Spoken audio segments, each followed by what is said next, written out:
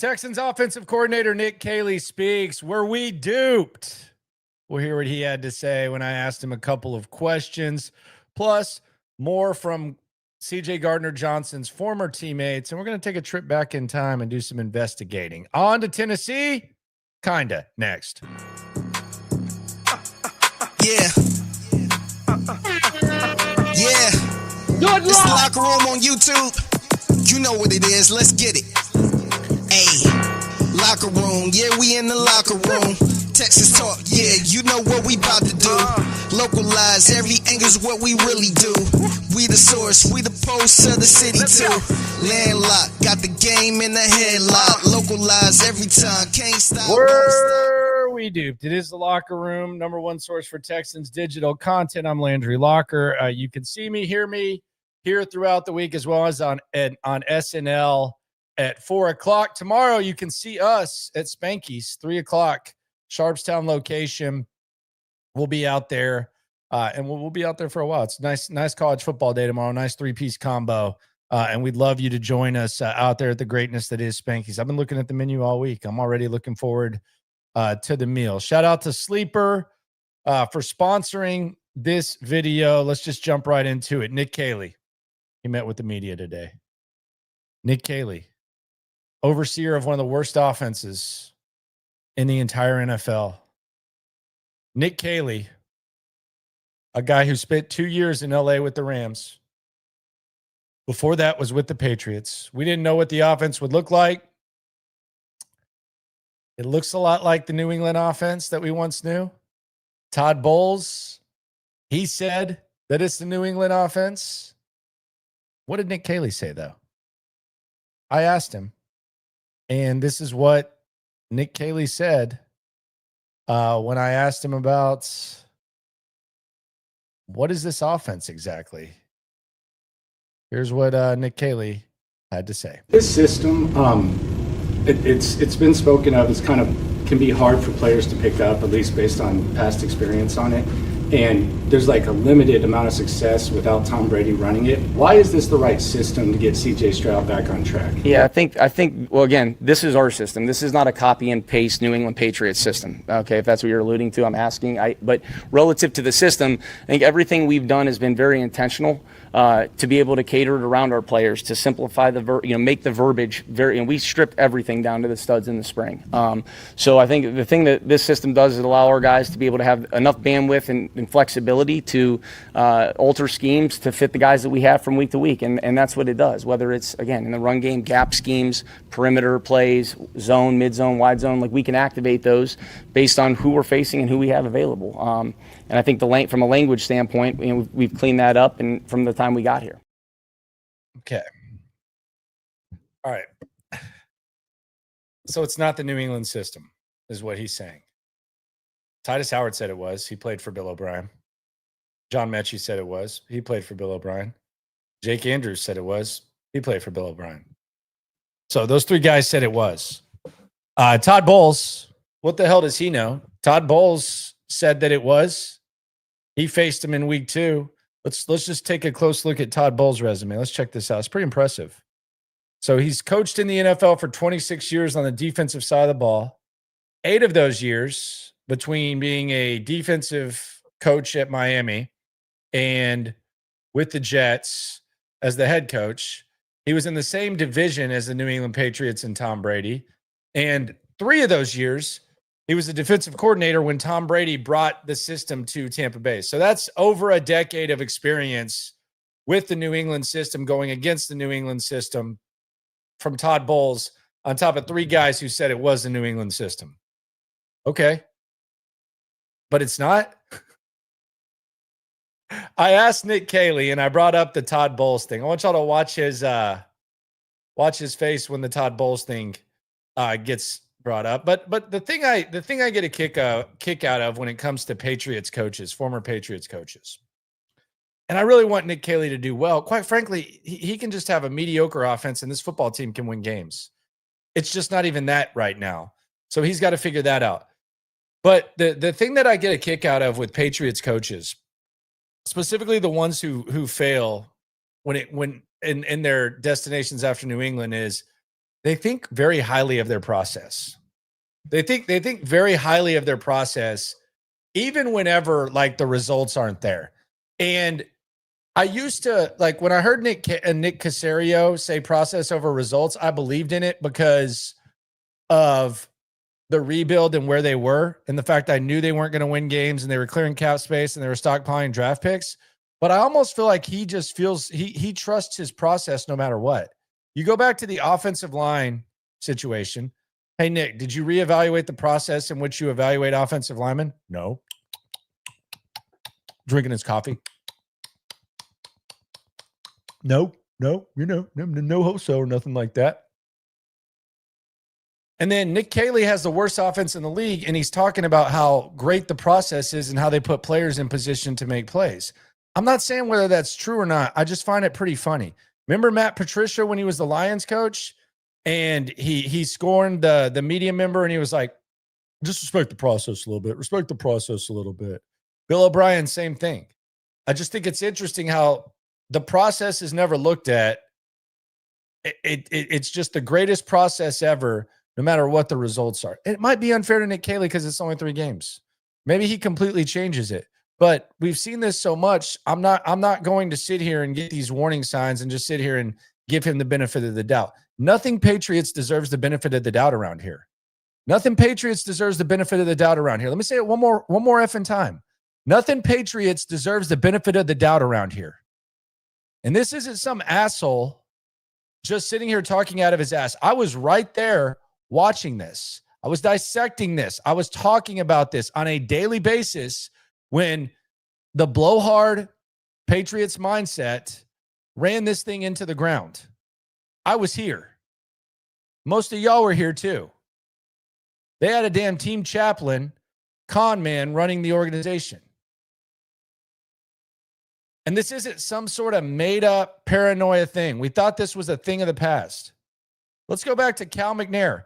When Cal McNair basically did a Zoom press conference when Nick Caserio was introduced, listen to what Cal McNair wanted to make very clear.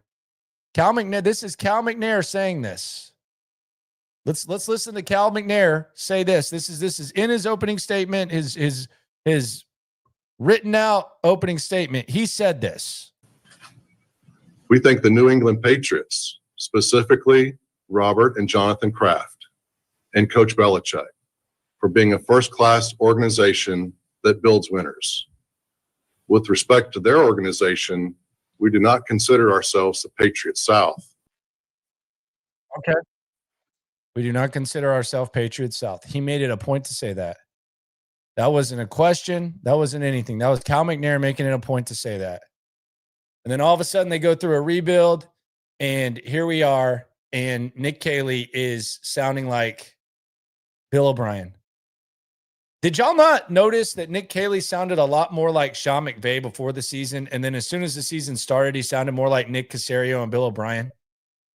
I don't think he realizes, and he probably shouldn't, but when he's trying to defend the system and he talks about it being a week-to-week game plan, that was Bill O'Brien's main, that was his main go-to on the offense. Week-to-week game plan.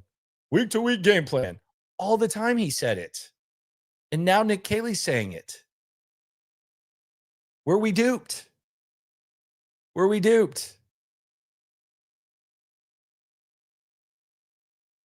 And now the funniest thing is the rally cry, I've heard it a couple of times, is, well, you know, the last team to start out 0-3 and make the playoffs was the 2018 Texans.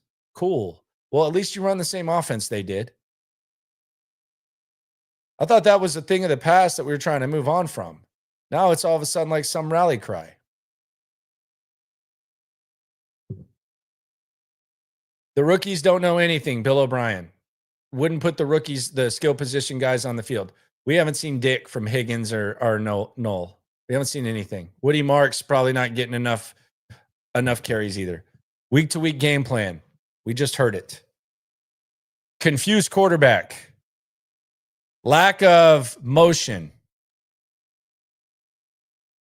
Routes in the same area.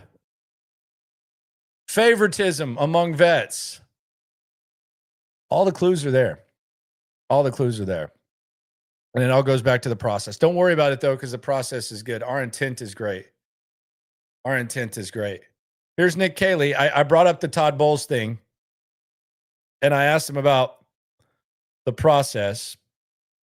Here's Nick Caley talking about why this process is good despite the results. Todd said it was the New England system. He said it looked familiar. Todd Bowles said it, and that's all I asked. Yeah. That's the only reason I asked. But with the process, it seems like how are you confident in the process if the results early on aren't playing out? In other words, do you go back and say maybe the process is the problem, it's not necessarily what's happening on game day? Yeah, sure. We look at everything. So from a process standpoint, look, when we go out and we execute and we do the things that we're supposed to do out on the practice field or even in moments in the games this year, we've had success and done good things, and there has been efficient runs and there has been production. Okay, it just hasn't been to the level of being consistent enough. And I think, again, I believe in the process. I believe in what we're asking the guys to do, and we're going to evolve and change to do. We're not going to ever ask a guy to do something that we don't believe that they can do. I would never do that in any situation. So the focus is on just playing cleaner football, being more consistent, and if we can do that, I'm confident that you'll see results. I really am. We're not going to ask a guy to do what we don't believe they can do. Didn't you leave Ursery one-on-one with Josh Hines-Allen like a whole? And that's another thing that the old system would do. Didn't you do that? That's the confusing thing about this. I feel like I'm in La La Land. I feel like I'm in La La Land. I feel like we were duped. I feel like it's the same thing that we got used to. And it's just, I don't know how you have such confidence in your process when it's not working. I don't get it. It's almost arrogance. It's a lack of accountability. Maybe it's job security. Maybe it's just the fact that I don't know what it's like to experience winning a Super Bowl or being around Tom Brady. Maybe I would think that everything in the world was like whatever he did, I would try to do. It's maybe I'm just not putting myself in these guys' shoes who all do this. Because I got to think it's like a surreal, once in a lifetime experience when, you get to go into the building with Tom Brady. Tom Brady does his thing, and then all of a sudden you think that, or Bill Belichick and Brady at the same time, and then you think you can do that. But I just find it laughable. I just find it laughable that this is where they are. And I'm rooting for the guy. He seems like an all right guy. He's not like an asshole. But I mean, goodness gracious. It's really, really wild that that's where they're at. It's actually incredibly fascinating that that's where they're at. We'll hear more from Caley in a sec, though. First, let's go to the soup. You ain't never hate. Swarm. All right. So Tate Rodriguez says, great job asking questions today. I know Seattle game is far away, but I'm not looking forward to watching our O versus their D. Yeah, dude. How about that kicker, man?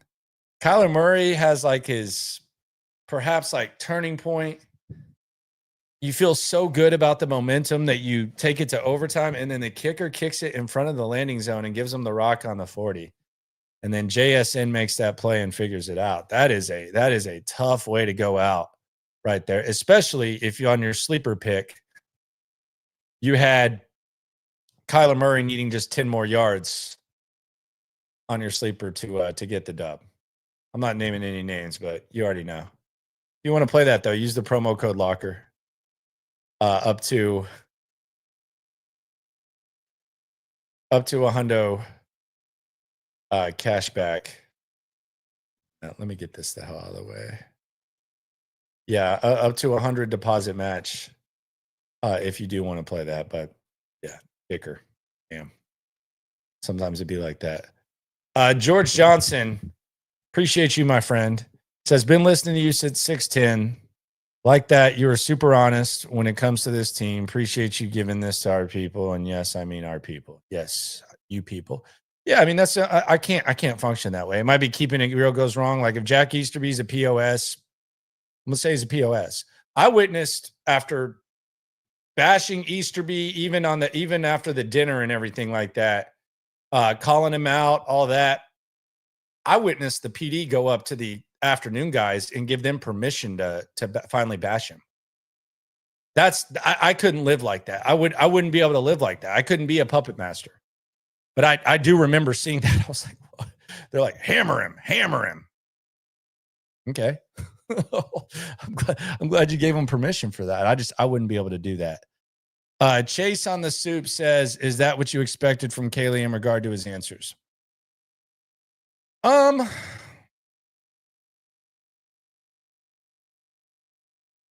He answered it okay, I guess. I mean, he talked about he's going to evolve. I don't see any signs of evolve. I actually thought he would just at this point admit that it's the New England offense. You know, like it is what it is. It is the New England offense. Like I don't know why we're dying on this hill of this is not the New England offense. That's my one thing. Like, you know it, I know it, Todd Bowles knows it, Titus Howard knows it, John Mechie knows it, knew it, Jake Andrews knows it. Why are we still doing this? Like, heading into the season, that's cool. Like, it's going to be some sort of hybrid. But why are we still doing this? Like, I didn't even think it was going to be really a pushback. Like, I didn't say let's just admit this is the New England offense. I just thought we were just establishing that. Why is this the right system? He's acting like the system that they're running isn't the system. So that's kind of what confused me on that, to be honest.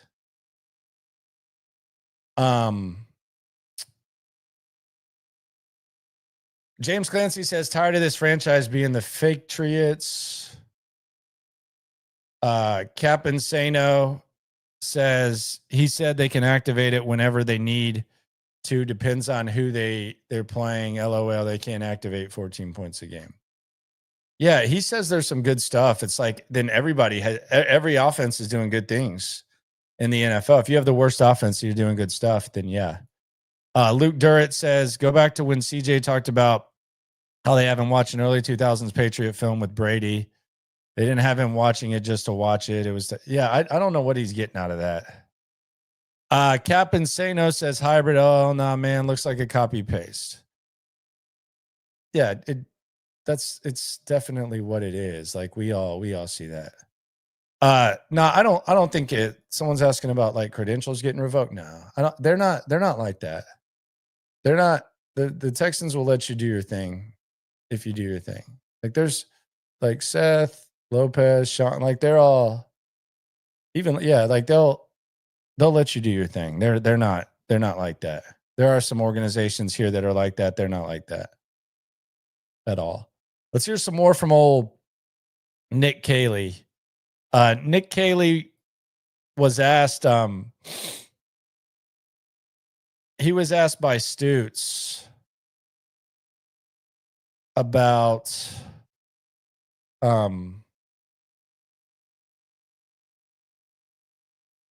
fixing things, and I guess he feels confident that they can fix it. We've shown improvement. We had a good week of practice last week, okay? I think that there were instances where I thought we had some nice, efficient runs. I thought there were instances where we were able to get the ball out. And then, the thing that we still have to do is clean up, the operation in terms of pre-snap penalties, turnover, stuff like that. So we're on a crusade to do that. That's the most important thing, and eliminating that type of football and allowing us to move forward. Still too many get back on track situations. All right. I mean, they've improved, but like if you do really, really bad and then you do average and then you do average again, like you can convince yourself on that. Like it just feels very middle school C team with what they're doing. And they don't think they need any big changes. They think they just need to tweak a few things here or there. We look at what we can do. I mean, whether it's scheme or run types in certain games. I mean, it's all going to be relative to who we have out there, who we're facing, and stuff like that.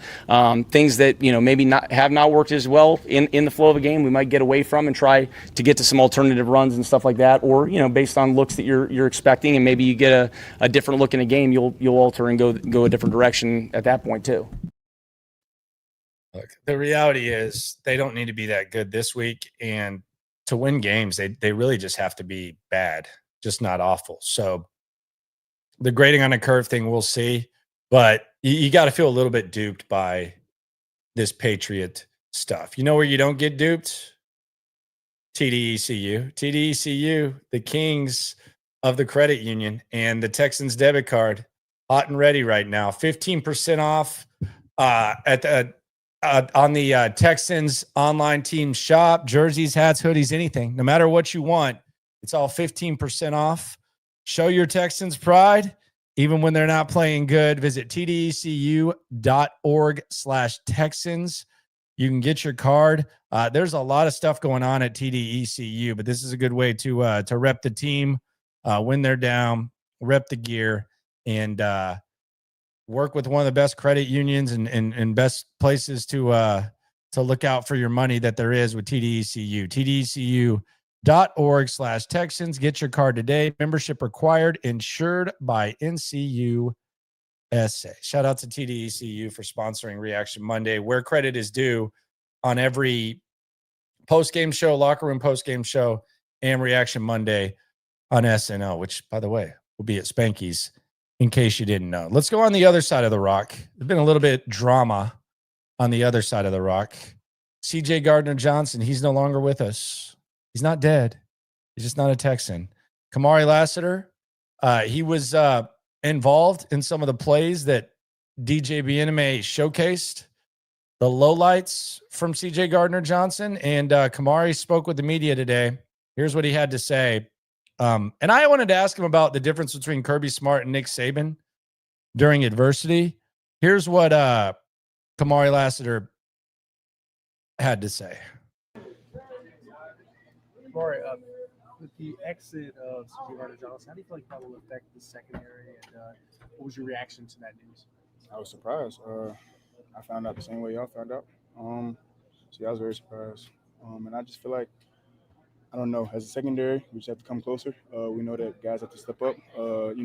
It's a business, I guess you could say. But, I mean, even in all-phases of football, whenever someone goes down, whether it's an injury or something external like that, the next man has to step up. So that's just kind of how you have to look at it. What is the overall vibe as y'all look to get the first win? I mean, we're just hungry, man. Losing sucks. There's no way to, spin it. What is D'Amico's style like compared to, like, say, Kirby Smart whenever y'all are dealing with adversity? What's the differences and similarities? I would say similarities is like, whenever things aren't going right. I mean, whenever things are going right, it's easy to, just be happy and, just be up. But, like, it's hard to stay the course whenever things aren't going right, whenever you're trying to do everything to make sure everything goes right. So I feel like with Coach Miko, I just feel like he does a good job of just like making sure that like we're doing the right things. Like we're coming to work hard every day. We're coming in. We're putting extra film in. We're getting together. We're doing everything that we're supposed to be doing. We just have to go out there and make the plays. We have to go out there and play with detail. We have to go out there and play with conviction. And it's gonna come. These are two old. Go ahead, sir. How big of a blow would it be if you all didn't have Derek this Sunday? I mean, Sting, that's my dog. Sting's a great, amazing player. I mean, obviously, you miss out on a lot with Sting not being out there on the field. So, I mean, it's a huge blow. These are both 0-3 squads. Does that change the tenor and intensity? Because barring a tie, someone's going to get their first win. And obviously, both teams are very hungry, and it's a rivalry. At least it is for Nashville. How do you approach this, and what do you think it'll be like out there? Hey, bro, Alpha Aaron here. Football. I feel like we're going to approach it the same way we approach every game. It's a division game, so I mean it means a lot more. But in terms of us both not having wins, I don't think we look at it like that. I think you just look at it as football game. We need to go out there and win. Period. He just wants to play, and there's people asking about the CJ Gardner-Johnson thing, and the players are coming out and they're saying they like him, and they're saying that they were surprised. It's not really a controversial group, and there's really nothing for them to gain to come out and say stuff. So D'Amico's going to fall on the sword, much like when a player plays bad. D'Amico Ryans is going to come out and say that the player isn't playing bad. He's going to do whatever he can to fall on the sword, and he made a tough decision. I think it was probably good for the guys in the locker room. I don't think they miss him as much as they're publicly saying. The vibe seems pretty solid. And CJ Gardner-Johnson's extra, man. He's extra.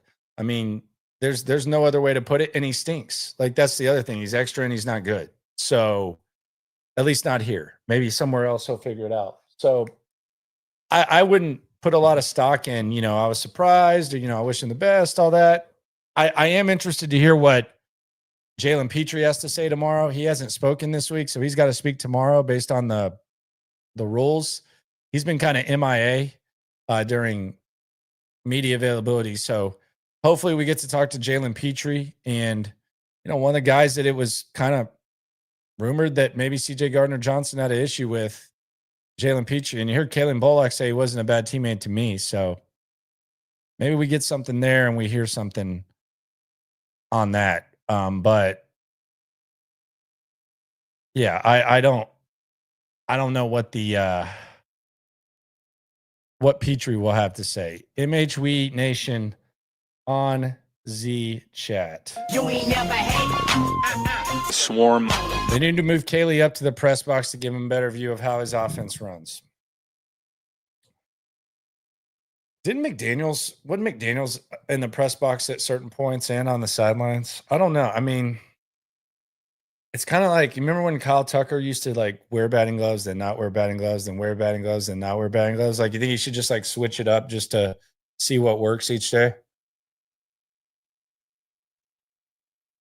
I think he should switch so often that it's like a prop bet. Will Nick Caley be in the booth or will Nick Caley be on the sidelines? I thought he was kind of a booth guy to me. He seems kind of booth, but maybe he wants to be on the sidelines with CJ, and there's that. But I think he's made his decision. He's on the sidelines. I think D'Amico probably wants him on the sidelines too. So that's where he's going to be, for better or worse. Right now, it's not good. It's not good at all.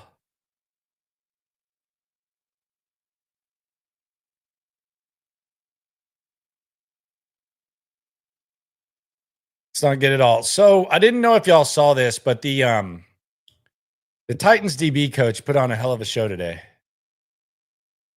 We saw what Snead said about Nico. This Titans DB coach, and I guess their position coaches are available every 2 weeks. This was his explanation for why Ladarius Snead, who talks crap constantly, went back and forth with Jamar Chase. This is his explanation for why Ladarius Snead said he didn't know who Nico Collins was. It definitely wasn't an egging on. One of the things that we always talk about is a nameless, faceless opponent. Obviously, I respect Nico, and so does he, and so does everyone in our room. But it's not about that. It's about us. And I think that's what he was trying to articulate, and that's what he meant. It's about what we're doing, how we're doing it. We treat everyone over there with the utmost respect. This NFL is full of phenomenal receivers. Each team we play every week, every day. Everyone has a superstar. So I think it was more of that. I know it was more of that than it was egging on, because he had ultimate respect for him. All right, dude. Why can't you just let Snead go at it? Snead wants the smoke, man. Snead wants the smoke. What are we doing here? Yeah, I mean, he's not. I'm not saying Snead's good, but he likes to talk crap. That's his thing. Sometimes, like when you're 0-3, you kind of maybe just want to fire it up a little bit. You're telling me that he was just saying, "Oh, it's a nameless, faceless opponent." Come on, man. So whenever you ask about any other receiver, like all year, he didn't say anything about him. Like, come on. Andrew D says, he asks a question: is Burke in the booth? Burke could be eating a hot dog in the stands, man. D'Amico's calling the defense. Burke is he was fiery today, but Burke is, when the defense is out there, he's coaching the D lineman or looking at the D lineman and being a resource. He doesn't need it. He's on the sidelines, but he's not calling the defense. That's what I always find funny when you have broadcast teams who will call it Matt Burke's defense, and then you look and he's just kind of, his lips aren't even moving when they're calling the defense, and D'Amico's on the sidelines calling it. It's like, what kind of like research did y'all put into this thing? A little wild. Let's do some good news, bad news. So the good news for the Texans right now, we laid it out. The next 7 games you have, 2 of them are against the Titans. You have the bye week, and you have you have a nice stretch of home games. So if you can get to 5-5, then you might feel good about yourself when it comes to perhaps making the playoffs or doing something like that. So that's the good news for the Texans. I think if you can go 5-5, there you go. And you factor in that 2 of them are against the Titans, then it's 3-2. Assuming that the Titans can be bunnies and the Texans can get that dub, then 3-2 would be in the middle of the Titans games what you go for. So that's the good news. Do I think that they deserve like some sort of praise for overcoming it? No. And I'm going to roll my eyes if that's the case. That's what D'Amico's going to do. That's probably what Cal and Hannah are going to do. And Caserio, this team never quit. They kept fighting, yada, yada, yada. Hell, maybe Nick Caserio will get another contract extension. They like to hand them out. I think they hand out GM contract extensions like they do girls flag football PSAs at this point. Like, so maybe this will get Nick Caserio. Maybe this start will, like, he never quits. He'll get a contract. He'll get a contract extension. I don't know. I'm being trite. I'm being sarcastic, but I do think there needs to be a hard evaluation of this team, no matter what, after the season, unless they just reach their ultimate goal, and then all bets are off. But just getting into the playoffs after an 0-3 start, I don't think that deserves to be praised. You even it out as if it's just a normal season, and you don't adjust your expectations because of a bad start. I think that's an ass backwards way of looking. But the good news is they do have a chance to get in the playoffs. That's the bare minimum goal. Other good news for Nick Caley is, regardless of how you feel about his offense, it doesn't have to be good. It just has to be average at best to win games. You're not going to beat Baltimore. Although Baltimore is kind of a disaster right now. Like their offensive line is a disaster right now. It's almost as bad as the Texans' O-line. They own the Texans. We all know that, but they got some problems. Baltimore's got some serious problems. This kind of feels like a bit of an off year for Baltimore right now. Who knows? I find myself rooting for Lamar Jackson a lot, so it's a damn shame there. But nobody's going to really expect them to win. And then the bad news, we've gone through it. I think I've covered that enough. I'm not going to like commit.